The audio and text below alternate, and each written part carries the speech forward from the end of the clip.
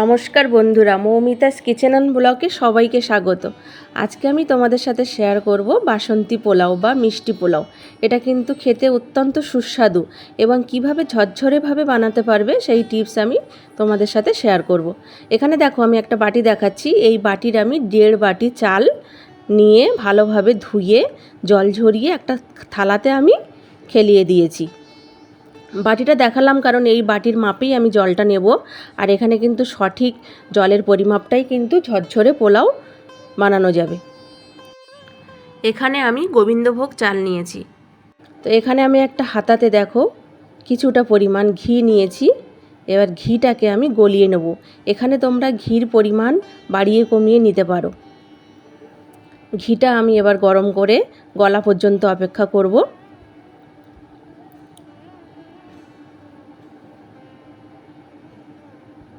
ঘিটা আমি বেশি গরম করব না, ঘিটা গলে যাওয়া পর্যন্ত অপেক্ষা করব।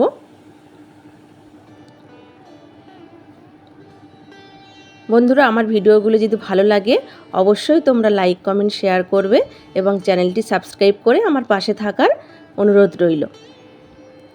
দেখো ঘিটা পুরোটা গলে গেছে, আর কিন্তু আমি বেশি গরম করলাম না। তোমরা যদি বেশি গরম করে ফেলো তবে একটু ঠান্ডা করে নেবে, তারপরে হলুদটা দেবে। আমি একটু পরিমাণ মতো হলুদ দিয়ে দিয়েছি ঘিয়ের মধ্যে। এইভাবে ঘিয়ের মধ্যে হলুদ দিয়ে বাসন্তী পোলাও বানালে এর কালারটা কিন্তু ভীষণ স্ট্রং থাকে। এবার আমি ঘিটা দেখো সেই চালের মধ্যে দিয়ে দিয়েছি।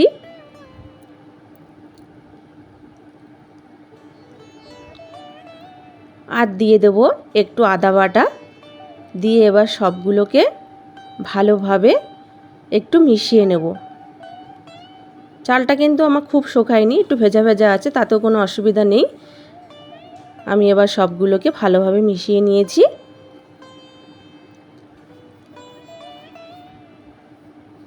এবার যে কড়াইতে আমি পোলাওটা বানাবো সেখানে আমি একটু দিয়ে দিচ্ছি সাদা তেল।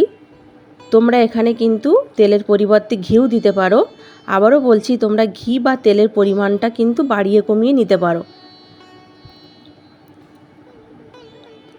আর দিয়ে দিয়েছি কয়েকটা গোটা গরম মশলা, 4টে এলাচ, 4টে লবঙ্গ, আর একটু দারচিনি, আর 4টে তেজপাতা।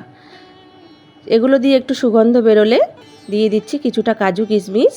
এখানে আমি গোটা কাজুকে ভেঙে দুভাগ করে নিয়েছি। তোমরা এখানে ভাঙা কাজুও দিতে পারো, কোনো অসুবিধা নেই। এবার সবগুলোকে আমি একটু ভাজা ভাজা করে নিয়েছি। এবারে সেই আগে থেকে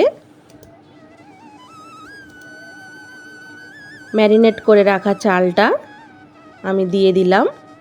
দিয়ে এবার এটাকে আমি ভাজা ভাজা করে নেব।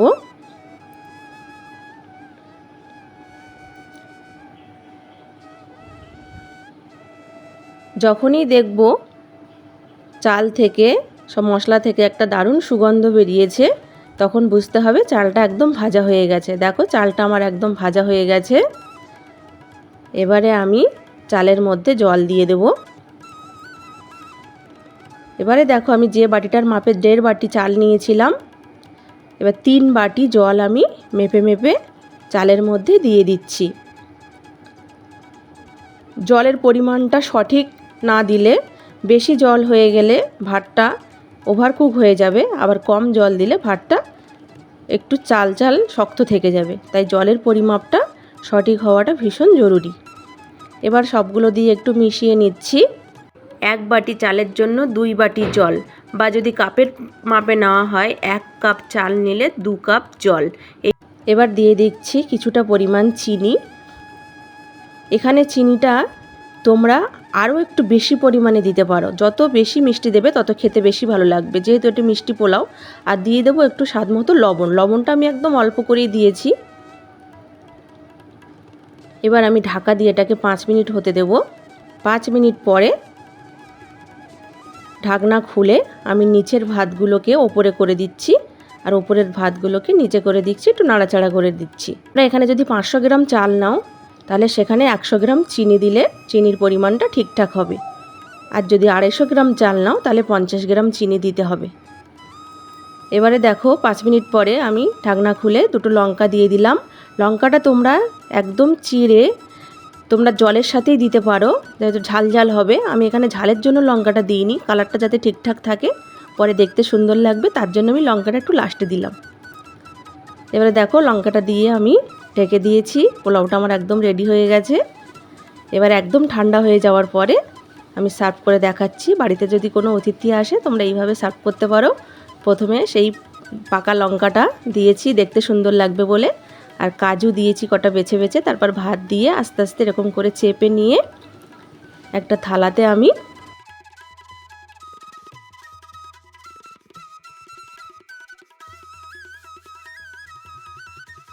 এইভাবে করে কিন্তু দেখতে খুব সুন্দর লাগে। আর এখানে আমি পোলাওটা আজকে চিকেন কষার সাথে পরিবেশন করেছি। তোমরা চাইলে এখানে মটন কষা বা যে কোনো পনিরের আইটেম বা যে কোনো কাশ্মীরি আলুর দম বা যে কোনো স্পাইসি ডিশের সাথে সার্ভ করতে পারো। দেখো পোলাওটা আমি হাত দিয়ে দেখাচ্ছি কতটা ঝরঝরে হয়েছে, দেখে বুঝতেই পারছো কতটা ঝরঝরে হয়েছে, আর খেতে কিন্তু অত্যন্ত সুস্বাদু। তো বন্ধুরা, আমার ভিডিওটি কেমন লাগলো তোমরা অবশ্যই কমেন্ট করে জানিও, আর বেশি বেশি করে বন্ধুদের সাথে শেয়ার করো, আর অবশ্যই একটা লাইক করতে ভুলো না। আজ এখানেই বিদায় নিচ্ছি, আবার দেখা হবে পরবর্তী কোনো রেসিপি নিয়ে।